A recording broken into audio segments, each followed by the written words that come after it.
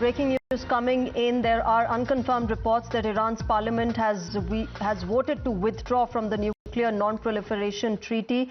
Remember, Iran's nuclear program has suffered one of its most serious setbacks in years after Israel launched a series of airstrikes on nuclear sites, top scientists and military officials in a dramatic escalation after its long-running campaign to contain Tehran's atomic ambitions. That's the latest that has come in, ladies and gentlemen.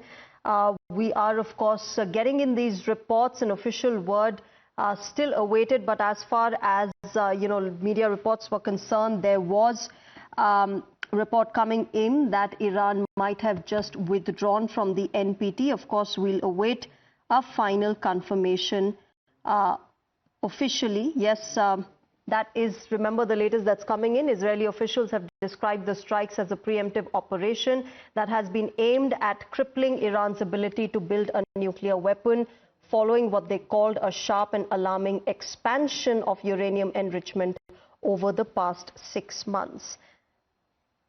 So that, ladies and gentlemen, is the latest that we are getting. Remember, this entire conflict is intensifying, it is deepening, and we are seeing Iran retaliate as well.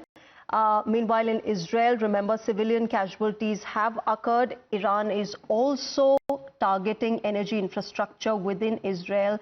Case in point, of course, was the Haifa refinery. But remember, it's day 3 of the Israel versus Iran war, and West Asia remains on the edge. Israel and Iran are locked in their deadliest confrontation ever. Missiles, drones, airstrikes, and the world is watching in horror.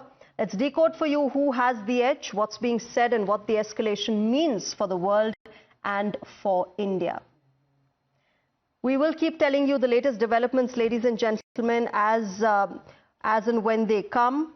But remember, this entire conflict is seeing escalation from both sides, and therefore, we will, of course, have to wait and watch how this really moves forward, considering the fact that Donald Trump has said that we will not be taking part directly militarily. But, of course, there is, now information coming in that Iran's parliament is preparing a bill at the moment to leave the Non-Proliferation Treaty, is what we are getting to know. That, ladies and gentlemen, is the latest. But of course, we'll have to wait and watch, what really happens and how this really moves forward.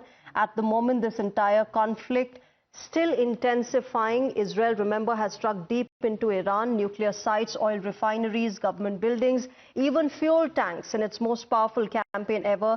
It claims to have killed the chief of Iran's Revolutionary Guard intelligence and other generals, Brigadier General Mohammad Kazemi, who is the intel chief of Iran's Islamic Revolutionary Guard Corps of the IRGC, and his deputy General Hassan Mohaqiq have been killed in the Israeli airstrikes on Tehran. Meanwhile, remember, Iran has said 224 people are dead. As per Iran, out of those 224, 90% are civilians. Global rights groups are claiming that the number is far higher. They are pegging the toll at 400 people who have been killed and injuries at 650. In fact, Iran has responded with 270 missiles, and 22 missiles, remember, as per Iran, broke through Israel's defenses.